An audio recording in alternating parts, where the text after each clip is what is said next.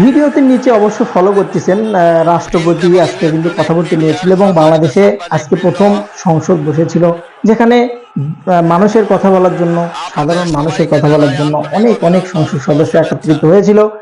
সেখানে কিন্তু একটা অপ্রীতিকর ঘটনা, যেটা আমার কাছে খুব মানে নিজের কাছে খারাপ লাগছে, যে একটা মানুষ, একটা সংসদ সদস্য বা একটা এরকম যদি রাষ্ট্রপতি কথা বলতে নেয়, সেই অবস্থায় যদি এরকম স্লোগান দেওয়া পড়ে বা স্লোগান দেওয়া বাধা পড়ে, সেখান থেকে নক আউটও করেছে জামাত শিবির সহ এনসিপির যারা নেতা কর্মী ছিল, তারা কিন্তু অলরেডি চলে গেছে, দেখতে পাচ্ছেন কি তারা ভিডিওতে।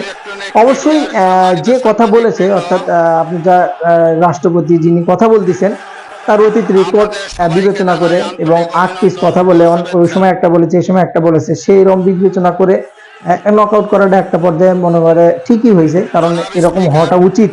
কারণ এক মুখে দুই কথা বললে খুবই প্রবলেম। আপনি একদিকে যদি থাকতেন, তাও একটা কথা ছিল, যেটা আমার কাছে খারাপ লেগেছে।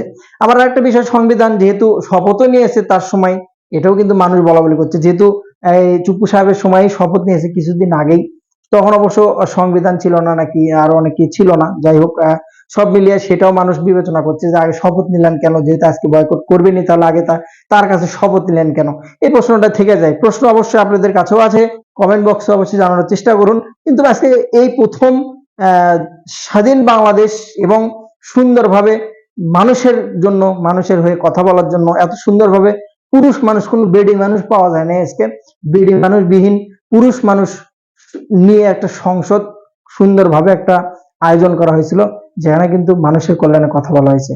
অবশ্যই কমেন্ট বক্সে আপনার মন্তব্যটি জানানোর চেষ্টা করুন।